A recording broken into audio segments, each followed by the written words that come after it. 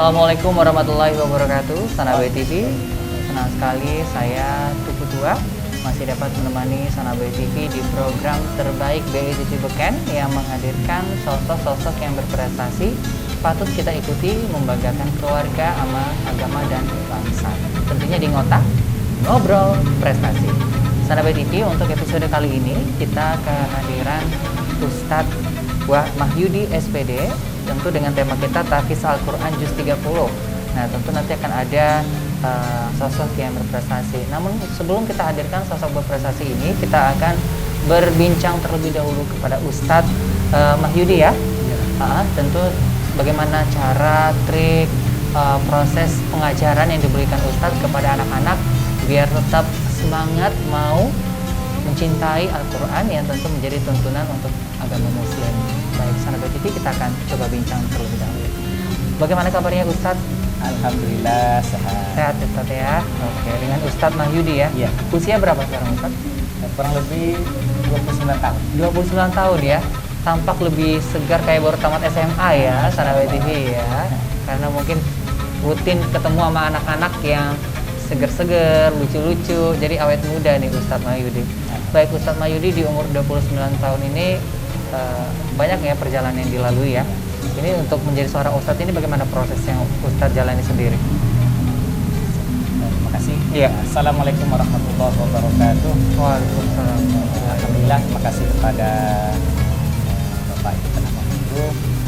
Perjalanan saya di dalam pendidikan Al-Quran, rumah Al-Quran khususnya, dan lebih khusus lagi di rumah Al-Quran An-Nur yang sedang kita tempati saat ini, itu membutuhkan perjuangan yang sangat luar biasa.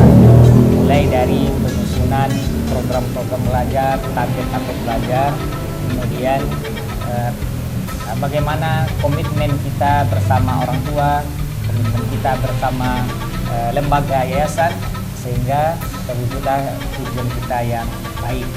Ya, tercapailah tujuan yang kita harapkan kepada anak-anak kita. Oke, baik, sejauh perjalanan sebagai Ustadz ini di sejak kapan dimulai Ustadz? Sebagai Ustadz ya? Iya. Kalau sebagai Ustadz artinya dai ya, dai penceramah.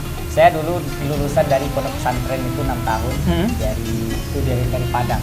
Pondok pesantren Tarbiah Islamiyah Muara Labuh itu 6 tahun di sana. Dan semasa itu saya sudah mulai berdakwah. Di kelas 2 SMP, saya sudah mulai mengisi pengajian khotbah Jumat, kemudian ceramah-ceramah baik itu di Ramadan ataupun di luar Ramadan. Karena waktu itu saya itu dititipkan di masjid. Jadi anak-anak yang sekolah di pesantren itu mereka sudah bisa mandiri, mereka tinggal di masjid.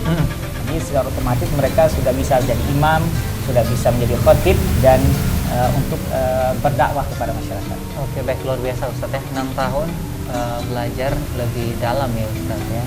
Tak berkesudahan buat Ustadz Mahyudi ini sungguh luar biasa dan berprestasi. Dan untuk sampai saat ini dari Padang ke Bengkulu ini gimana ceritanya Ustadz? Karena kan Padang Bengkulu ini lumayan jauh jaraknya. Apakah karena ada sosok yang sangat dicintai hingga akhirnya ke Bengkulu untuk menetap atau bagaimana? Membahas tentang perjalanan ke Bengkulu ini bukan cerita yang sangat luar biasa. Oke. Silakan. Dan pada intinya kita di sini hijrah. Iya. Dimanapun tempat yang kita titipkan atau kita tempati, di sana ada rezeki kita. Iya. Dan di sana ada peluang kita untuk mendapatkan rezeki Allah. Dan saya di sini mungkin sudah ditakdirkan oleh Allah untuk bisa mendidik generasi Islam khususnya yang berada di kota Bengkulu. Namun dengan histori sejarahnya tidak perlu saya ceritakan. Tapi yang penting saya sudah berada di sini, itulah takdir yang telah Allah tetapkan kepada saya untuk bisa mengabdi dan menyalurkan ilmu-ilmu kepada para pendidik di sini. Oke, baik, luar biasa Ustadz ya untuk perjalanan yang telah dilalui oleh Ustadz Mahyudi. Sampai sejauh ini udah sebagai Ustadz pasti banyak menemukan anak-anak ataupun yang belajar untuk ngaji ini beragam karakter dan sifat. Ini untuk Ustadz Mahyudi sendiri itu gimana untuk cara menemui atau lebih mendekatkan kepada anak-anak untuk lebih betah? Tentang karakter dan mengenali sikap anak-anak. Setelah saya tamat dari pesantren, saya mengikuti pendidikan S1 di Fakultas Teknik PGSD. Di sana khusus mempelajari bagaimana menjadi guru di sekolah dasar. Kemudian saat ini saya juga sedang mengikuti S2 di UNIP, di UNIP bagian PGSD juga. Dan di sini lebih mengenali bagaimana pendidikan berkarakter, bagaimana agar anak-anak itu bisa betah dengan kita, senang tanpa ada kekerasan, tanpa ada paksaan dalam menuntut ilmu agama. Jadi itu berawal dari pendidikan saya di S1 dan S2. Bagaimana kita itu bisa membuat anak itu lebih nyaman, tentu dengan kita sebagai figur, sebagai seorang guru juga harus kita perlihatkan mulai kedisiplinan kita, komitmen kita dengan aturan-aturan, dan juga dengan orang tua. Karena anak-anak ini, apalagi anak usia sekolah, mereka itu lebih cenderung orang tua. Tapi kalau udah mulai SMP, SMA, mereka itu sudah mulai terpengaruh dengan dunia-dunia luarnya, sekolah, lingkungan. Di umum di sini anak-anak SD, kalau dengan orang tuanya sudah kita komitmen, anaknya akan ikut. Oke, baik. Ternyata yang paling penting adalah komitmen yang harus dilakukan ya Ustadz ya.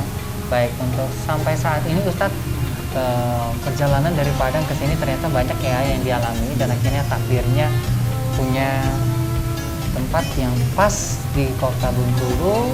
Anak-anak lumayan banyak. Ini berjumlah kisaran berapa anak-anak di sini Ustadz? Anak-anak kita sekarang berjumlah 48 orang lebih. 19 orang itu sudah tahfiz Al-Quran seperti di sini, menghafal Al-Quran, dan selebihnya itu Iqra, ngaji Iqra. Kemudian tingkatan anak kita itu ada yang masih belum sekolah juga ada yang SD dan juga ada yang SMP. Kemudian di samping itu kita juga di samping menghafal Quran, Iqra, kita juga mengajarkan bahasa Arab. Kemudian juga kita mendukung program pemerintah seperti menghafal 40 hadis. Jadi juga kita praktekkan di sini. Jadi anak-anak itu juga kita bimbing demi menyukseskan program pemerintah Kota Bengkulu 40 hadis. Kemudian ada juga mabit, malam bina iman dan takwa. Anak itu bermalam di sini sekali sebulan untuk pencerahan, sholat tahajud dan lain sebagainya. Dan program itu insya Allah kita laksanakan bersama dengan guru-guru dan juga orang tua bersama anak-anak kita. Oke, baik. Ternyata luar biasa ya Ustadz untuk kegiatan yang tentu memberikan dampak baik untuk anak-anak hingga sampai saat ini lumayan banyak jumlahnya ya Ustadz ya di sini ya Ustadz. Baik, Sahabat Baik TV, nanti kita akan masuk di segmen kedua dengan tentu di Ngotang Ngobrol Berkasa edisi kali ini. Jangan kemana-mana, tetap di BAI TV Beken.